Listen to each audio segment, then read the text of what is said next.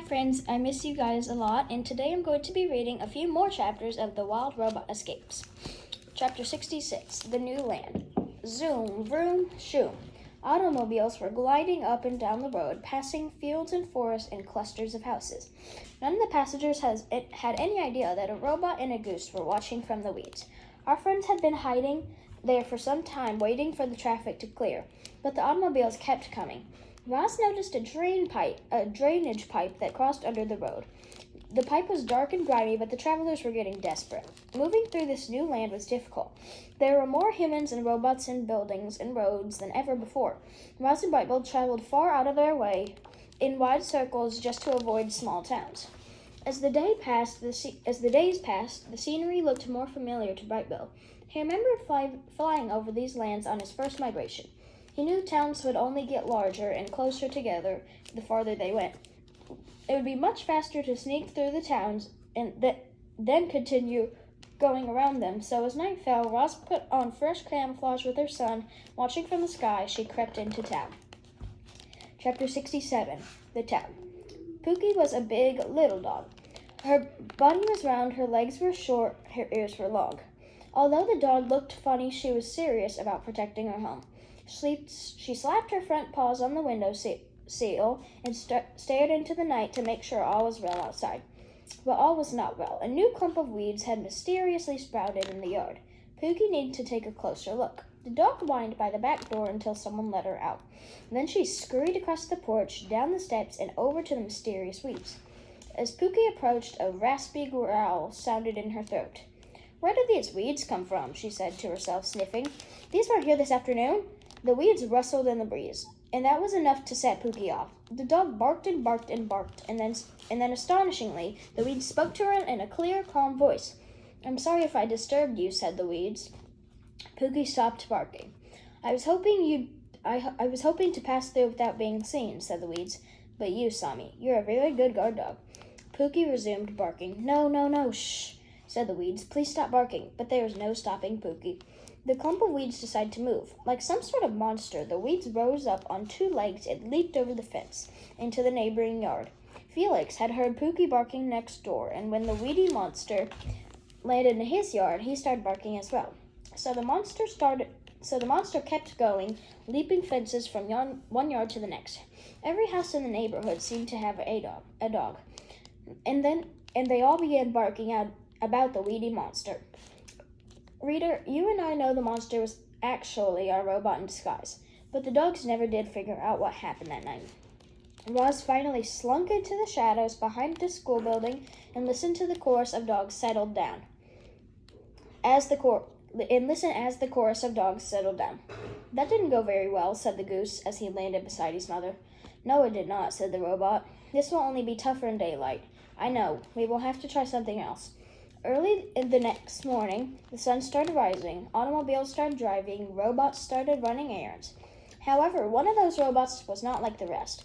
Roz had picked every speck of dirt from her body, and now she blended in with all the normal robots going about their normal routines.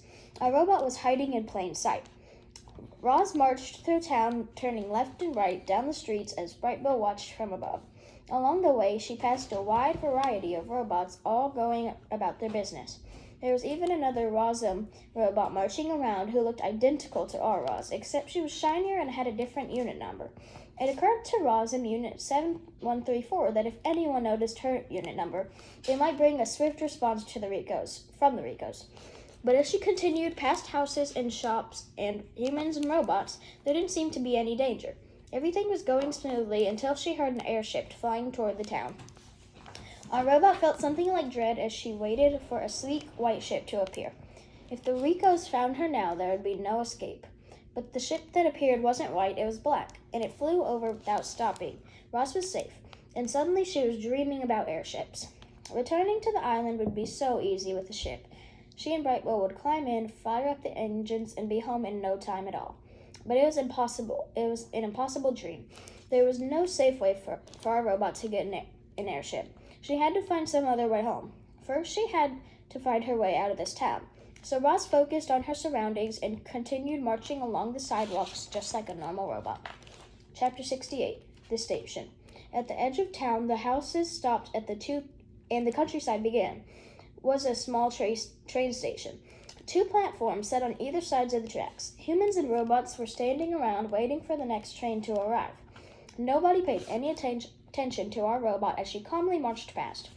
When Roz was safely out of sight, she slipped into the woods where Brightbill was hiding. The goose opened his mouth to speak, but the station bells started ringing. Speeding down the tracks was a passenger train. A whistle blew, the train gently braked, and a minute later it came to a smooth stop at the station. Passengers burst out of the train cars while others stepped aboard. The first 9 cars were reserved for humans and had wide windows and comfortable seats. The only robots allowed in those cars were service robots, who brought food and drinks to the human passengers. All the other robots were confined to the windowless car at the end of the train. "Where's it going?" whispered Brightbill as he peeked out from the brush. "The sign says this express train is to the city," whispered Roz. The goose turned to his mother.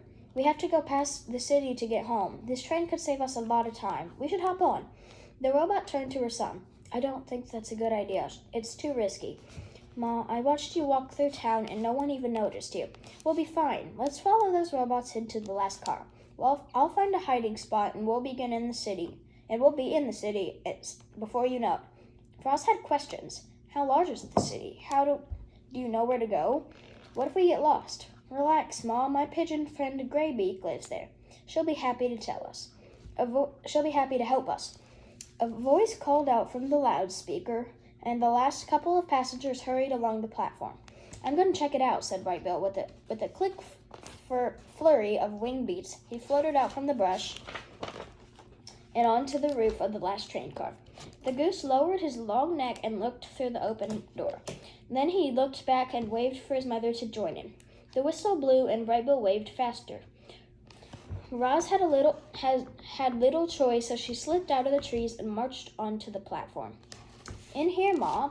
Brightbill pointed down to the doorway beneath him. Everything about this situation made our robot nervous. Her survival instincts were tingling. Roz looked up at her son on the roof, and then she stepped through the train door. But before Brightbill could flutter in behind her, the door slid closed and the train began to move. Chapter 69, The Train. Our robot felt something like panic as the train pulled away from the station. She wanted to break down the door, leap from the train, and find her son. But what could Roz do? She had to act like a normal robot, and she had to pretend like nothing was wrong. The train car's interior was a long windowless room, filled with rows and rows of robots. The robots were all facing forward, all standing still. If not for their softly glowing eyes, you might think they were statues. Some of the robots were perfect and new, but most had scrapes and dents. None more than the Rosm Unit 7134. Roz walked down the aisle and stood in the last row, and the train started to accelerate. Faster and faster it went until it reached its cruising speed. Then it hummed along the tracks, occasionally swinging left or right as it snaked around a curve. With no windows, Roz could only wonder how far she was traveling. She could only wonder about the scenery outside.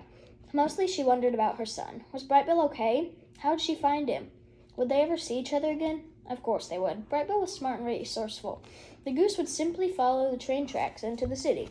He would find his pigeon friend Graybeak, and she would help them reunite.